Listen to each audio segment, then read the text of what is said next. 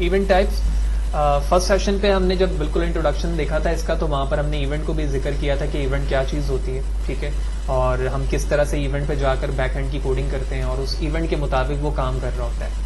तो अभी जिस सेशन पे हमारी वर्किंग चल रही है वो सिंपल वैलिडेशन की थी और कंट्रोलर के इस्तेमाल की थी कि हम कंट्रोलर किस तरह से ऐड करवाते हैं, उसके टेक्स्ट को गेट करते हैं और उस पर किस तरह से वर्किंग कर सकते हैं। तो जब आप बटन पर आते हो तो आप बटन पे जब डबल क्लिक करते हो तो इवेंट जनरेट होता है बटन 1_ क्लिक का।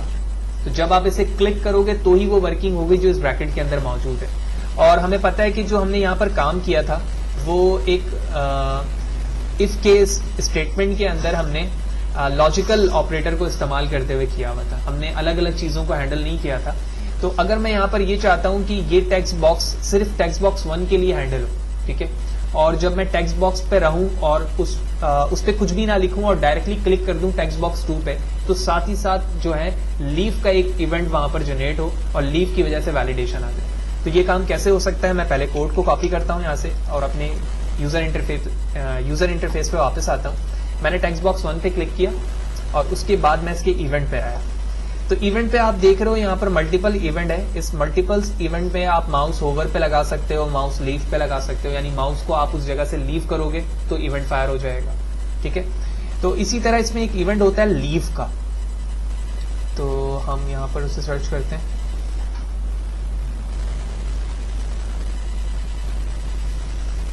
की प्रेस, की डाउन, की अप, और ये रहा एक इवेंट हमारा लीव का यहाँ पर मौजूद है, ठीक है।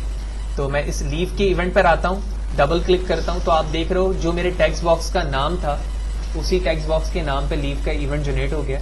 अब मैं यहाँ पर आता हूँ और अपने कोड को पेस्ट कर देता हूँ। क्योंकि ये टेक्स्ट बॉक्स 1 के लिए कोडिंग है तो लिहाजा मैं अपनी तमाम कोडिंग को यहाँ से हटा देता हूँ और सिर्फ टेक्स्ट बॉक्स 1 के बिहाफ पे डिसीजन लेता हूँ। तो ये दोनों लाइनों की भी जरूरत नहीं है, लिहाजा मैंने इन दोनों को भी हटा दिया। तो जब मैं इस टेक्स्ट बॉक्स को लीव करूंगा उस कंडीशन पे जब इस पे कुछ भी ना लिखा हुआ हो तो ये इवेंट फायर हो जाएगा और जो कोडिंग यहाँ पर मौजूद है वो चीजें आ जाएंगी। लिहाजा मैंने Ctrl+S किया, Ctrl+F5 किया, मैं यहाँ पर मौजूद हूँ, मैंने इसे लीव किया टैब प्रेस करते हुए।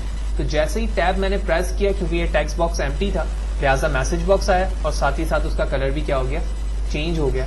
लिहाजा मैं इसे कैंसिल करके दोबारा रन करता हूँ और अब मैं यहाँ पर नेम लिखता हूँ, उसके बाद टैब प्रेस करता हूँ, तो आप देख रहे हो कि कोई इवेंट यहाँ पर फायर्ड नहीं हुआ, यानी उसकी वर्किंग परफॉर्म वहां पर नहीं हुई। तो बिल्कुल जिस तरह से इंडिविजुअली अभी मैंने यहाँ पर कोडिंग की इसके लीव इवेंट पर, तो इसी तरह आप टेक्स्ट बॉक्स 2 पर, 3 पर और इसी तरह रेडियो बटन और चेक बॉक्सेस के लीव इवेंट पर जाकर आप ये काम करेंगे तो उसको हैंडल करना वहां पर और भी आसान हो जाएगा।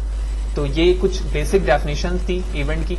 और अगर मजीद आप इसके इवेंट पे आए तो फॉन्ट के चेंज पर भी आप लगा सकते हैं। टेक्स्ट चेंज, यानी जब जब टेक्स्ट चेंज हो रहा होगा वो इवेंट वहां से फायर होगा। टेक्स्ट चेंज से मुराद ये कि जो अल्फाबेट्स आप लिख रहे हो और उसे चेंज कर रहे हो, तो जब जब चेंज करोगे वो वर्किंग वहां से परफॉर्म हो जाएगी जो कि आपने उसके इवेंट पे लिख रखा होगा। बाइंडिंग है, बैकग्राउंड कलर चेंज है। तो जब जब आप कोड करोगे तो बैकग्राउंड का कलर क्या होता जाएगा, उस रिस्पेक्ट से चेंज होता जाएगा जो आप वहां पे वर्किंग। तो जब एक सबमिट की कोडिंग पर हम वर्किंग सीख जाते हैं तो उसके बाद तमाम इवेंट को फायर करना या उस पर वर्किंग करना सिर्फ बाय नेम मीनिंगफुल हमारे लिए होता है कि जो नेम है उस नेम के बिहाफ पर वहां पर डिसीजन होगा। ऑल्दो कोडिंग पर कोई स्पेसिफिक चेंजिंग करने की कोई जरूरत नहीं होती।